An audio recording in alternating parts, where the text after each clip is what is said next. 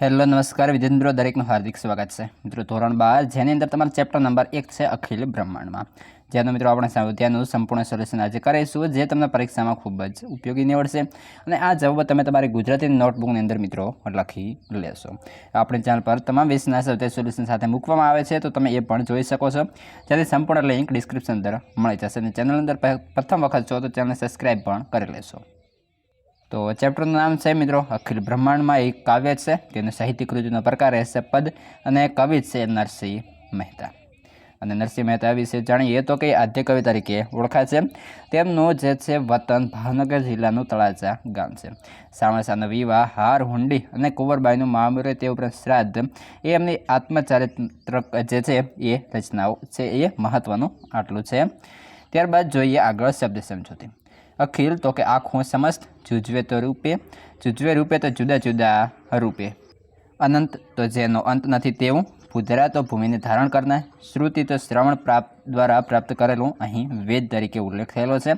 સ્મૃતિ તો વેદ પછીના ધર્મશાસ્ત્રો, કુંડળ તો કાનમાં પહેરવાનું એક ઘરેણું, પટંતર તો અંતરપાઠ અને પડદો. સ્વાધ્યાયની અંદર જોઈએ તો મિત્રો સ્વાધ્યાયની અંદર સૌ પ્રથમ છે પ્રશ્ન 1. નીચેના પ્રશ્નોના એક એક વાક્યની અંદર ઉત્તર લખવાનો રહેશે. પહેલો પ્રશ્ન છે, સમગ્ર બ્રહ્માંડમાં કોણ વ્યાપેલું છે? સમગ્ર બ્રહ્માંડમાં એક પરમાત્મા વ્યાપેલા છે. પ્રશ્ન 2, પરમાત્માએ વૈવિધ્યપૂર્ણ સૃષ્ટિનું સર્જન શા માટે કર્યું છે? પરમાત્માએ પોતાની રસવૃત્તિથી જ આ વૈવિધ્યપૂર્ણ સૃષ્ટિનું સર્જન કર્યું છે. પ્રશ્ન 3, અખિલ બ્રહ્માંડમાં કાવ્યમાં વેદ અને સ્મૃતિ શાસ્ત્રો શું કહે છે? અખિલ બ્રહ્માંડમાં પદમાં વેદ અને સ્મૃતિ શાસ્ત્રો એમ કહે છે કે જેમ દરેક ઘરણાનો આકાર અલગ છે, એમાં પણ આખરે તો સોનું છે. તેમ સમગ્ર બ્રહ્માંડમાં એક શ્રી હરિ સર્વવ્યાપી છે, પરંતુ સૌને એ જુદા જુદા રૂપે દેખાય છે. પ્રશ્ન 4, કવિના મતે ઈશ્વરને કઈ કઈ રીતે પામી શકાય છે? તો કવિના મતે ઈશ્વરનો સાક્ષાત અનુભવ કેવળ પ્રેમ ભક્તિથી જ થઈ શકે છે. પ્રશ્ન 5, જ્ઞાન ગ્રંથો થકી કઈ પરિસ્થિતિ સર્જાય છે? તો કે જ્ઞાન ગ્રંથો થકી ઈશ્વર સંબંધી ગરબડની પરિસ્થિતિ સર્જાય છે. પ્રશ્ન 2, નીચેના પ્રશ્નોના 2-3 વાક્યની અંદર ઉત્તર લખો. જેની અંદર પહેલો પ્રશ્ન છે, પરમાત્મા પૃથ્વી પર કયા કયા સ્વરૂપે રહેલો છે? પરમાત્મા પૃથ્વી પર દેહમાં દેવરૂપી, તત્વમાં તેજરૂપી, શૂન્યમાં શબ્દરૂપી અને પવન રૂપે, પાણી રૂપે, ભૂમિ રૂપે સર્વમાં વ્યાપી રહેલા છે. પ્રશ્ન 2, સોનું તો આખરે સોનું છે, એ હું સાથી કહી શકાય? તો જોઈએ. કારીગર સોનામાંથી એક ઘાટના ઘરણા બનાવે છે. અહીં આવશે અનેક ઘાટના આવશે.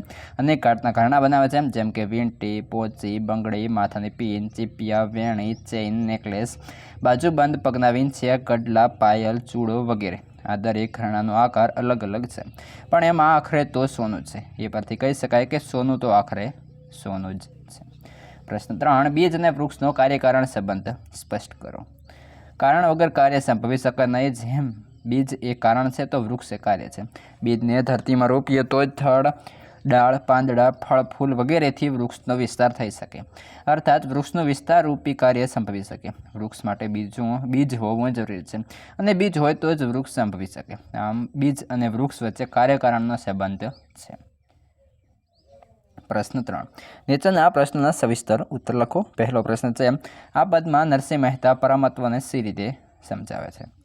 અખિલ બ્રહ્માંડમાં પદમાં પરમાત્માને સમજાવતા નરસિંહ મહેતા કહે છે કે સમગ્ર બ્રહ્માંડમાં એક જ શ્રી હરિ સર્વવ્યાપી છે, પરંતુ સૌને એ જુદા જુદા રૂપે દેખાય છે. કવિ કહે છે કે ભૂધરા એ કૃષ્ણ તું સર્વવ્યાપી છે.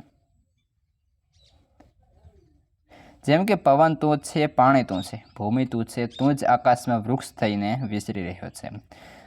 તે આવી રસમય વિવિધ રચના કરે છે, એ જ આશાએ તું શિવમાંથી જીવ થયો છે. વેદ એમ કહે છે કે કનક અને કુંડળ એ બેમાં કોઈ ફરક નથી. કનકમાંથી અનેક ઘાટના અલંકાર બનાવીએ, પણ એ દરેક ઘાટમાં સોનું જ હોય છે. આ વાતની શ્રુતિ અને સ્મૃતિ પણ સાક્ષી પૂરે છે. પણ પરમાત્મા વિશે વાત કરવા ગ્રંથોએ ગરબડ કરે છે. મૂળ વાત કરી નથી, પરિણામે જેને જે ગમે તે જ પૂજે છે. મન, વચન અને કર્મથી એને જ સત્ય માની લે છે. પરંતુ કવિ નરસિંહ મહેતા કહે છે, વૃક્ષમાં બીજ તું અને બીજમાં વૃક્ષ પણ તું છે.